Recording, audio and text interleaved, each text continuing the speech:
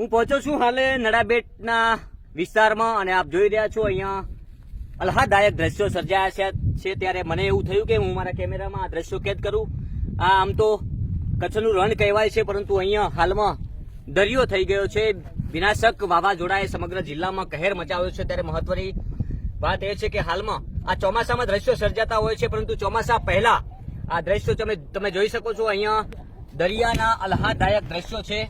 જે પ્રકારે તમને હું બતાવવાની કોશિશ એટલા માટે કરી રહ્યો છું. હું અહીંથી નીકળ્યો નડાબેટ ખાતે પહોંચ્યો ત્યારના આ દ્રશ્યો છે, અને વચ્ચે મને એવું થયું કે આ દ્રશ્યો હું મારા કેમેરામાં કેદ થયું, લોકો સુધી આ દ્રશ્યો પહોંચાડું. ખરેખર આહલાદદાયક દ્રશ્યો અહીંયા લોકોને ખૂબ જ આનંદ આવે એવા આ દ્રશ્યો છે. એટલે મને થયું કે હું બનાસ તક ન્યૂઝ નેટવર્કના માધ્યમથી લોકો સુધી આ દ્રશ્યો પહોંચાડું. હાલમાં ખરેખર બનાસકાંઠાથી દરિયો ઘણો દૂર છે, પરંતુ હાલમાં સુઈગામના જે નડાબેટ તીર્થધામ છે, અહીંયા પ્રવાસન સ્થળ ગુજરાત સરકારનું પ્રવાસન સ્થળ